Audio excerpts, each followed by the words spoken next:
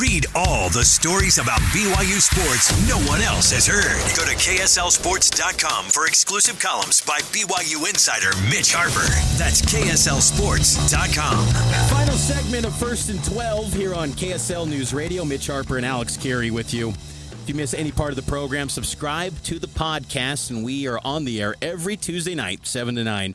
Here on KSL News Radio. Before we get out, Alex, let's go game by game, quick fire, our game predictions. Let's start off with BYU and Stanford real quick. Who you got in the Cougs and Cardinal? Yeah, I think that BYU continues to just the thing that you get with this team, and I think that you get it with Kalani now more in year 10 than you've ever seen in his entire career. The coaching staff is so steady. Everything that they have the guys dialed up into is steady. And you don't have a bunch of awful injuries or anything like that. You have everybody at 100%. You had 77 guys take snaps for you last week. This is probably going to be fewer of those guys this week, but you still have an opportunity to absolutely put it on Stanford, who is probably wondering who they are right now. Yep. They're still going to have athletes, though. You know how Stanford is. You can call them a Big Ten team or an ACC team all you want. They're down right now. They're struggling, but I think BYU still gets the win, and it's probably by a couple touchdowns at least. I'm with you. I think BYU wins comfortably, and I just think the only thing that makes me pause a little bit about Stanford maybe hanging around is that they had 3 drives of 10 plays or more, including a 15-play drive and a 20-play drive. BYU's defense, which was brilliant last week, number 1 in the Big 12 last year, just got to get off the field on third down. I think they will be okay against Stanford. I think BYU wins. Arizona State at Mississippi State. I've got the Sun Devils winning. I think it'll be close. Mississippi State was competent at Southern Miss. I don't think that's a great of a win, but I think ASU wins in a close one. What about you? I'm going to go ASU, and I don't think it's going to be nearly as close as you're saying, but Mississippi State, I think Arizona State uses this game to kind of get right, so to speak, and then they're going to get those penalties cleaned up, and they're going to get this thing done. Utah and Cal Poly. Utah rolls. Got to have Utah winning that one by at least 4 touchdowns, 5 touchdowns maybe. I don't know what the line is. I don't really care. Get your fans out there. Get them excited. Let them see Devin Dampier in the flesh like for the first time, and it's going to be a lot of fun for fans who are going to be there at the stadium. Kansas at Missouri. We split on this one. Mm-hmm. You know why? Fitting, because it's a border conflict. It's the border showdown. And Kansas and Missouri, I've got Mizzou winning this one.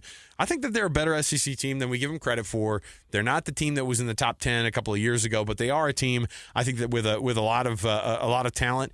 You play this game, you're at your place if you're Missouri, and I think that's the advantage for them. I'm going to go Kansas. I think Jalen Daniels, he's just looked great, and I think that team is just tied completely to him. And I know their defensive line, too, the transfers that they added out of the portal, they looked really good the last 2 weeks. So I think Kansas is a pretty complete football team, but Jalen Daniels makes them go. He's got to be special, and I think he will be. Kansas gets to that rivalry win over Missouri Tigers. Oklahoma State at Oregon. This is going to be a blowout. I got the Ducks winning big. Maybe the only drama will be if the Oregon Duck keeps his head on this week. Oh, man, that was high drama. I didn't think he made much of an effort to keep his face covered, by the way. He did not. He should have been way more on top of that thing. And by the way, the guy comes out and puts it in like a secret case. It was very, very fun to watch. But we've seen Cosmo Cougar with his head fly off. And he buries himself in the dirt after that. I love when those mascots have miscues like that. I'm going to go Oregon, too. They're going to roll Iowa State and Iowa. We did not split on this one. I think Iowa State rolls. I think they're at home. I think they get the big win. You're not going to score a lot of points on Iowa, and Iowa State might not score a ton themselves. Iowa's not going to score a ton. It's going to be that 17-10 type of a game, and I think that's going to be Iowa State getting the win. I'm in lockstep with you. I think it's going to be like 13-9, some quirky score, but that's kind of what this rivalry is all about, and Matt Campbell's team is ready for that. They lost 2 excellent receivers, but they're kind of reverting back to what they were, in the early years of Campbell, where it's just old school, like hard defense to get score points on, and they can win a game with 21 points at most and still win comfortably. Iowa State is playing some really good football. And then finally, our game that we're going to pick, Baylor at SMU, 10 a.m. kick to kick off week 2.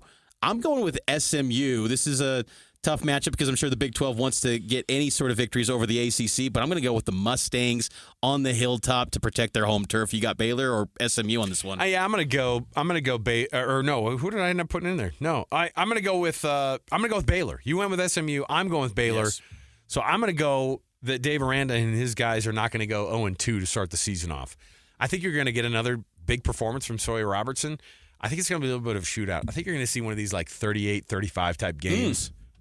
It's not that either of these defenses are bad, but both these offenses are really good. And I just think the loss on the defensive line, the health for Baylor's defensive lineman in that one, Jackie Marshall, I just think is huge. Losing him in the first quarter to an high ankle sprain just seems significant. He's one of the best D linemen in the Big 12 coming into the year, one of the best for Baylor defensively. So I think that's a big loss. And then I really like SMU's personnel once again. They're kind of laying in the weeds, but they were a playoff team last year. They've got a lot of confidence, and Kevin Jennings is back. So it should be a loaded week of Big 12 football once again, and we appreciate all of you for tuning in to First and 12. Again, if you missed it, subscribe to the podcast wherever you get your podcasts and on KSLSports.com and the KSL News Radio app. Enjoy the Big 12 action this week, and we will talk to you next Tuesday here on First and 12.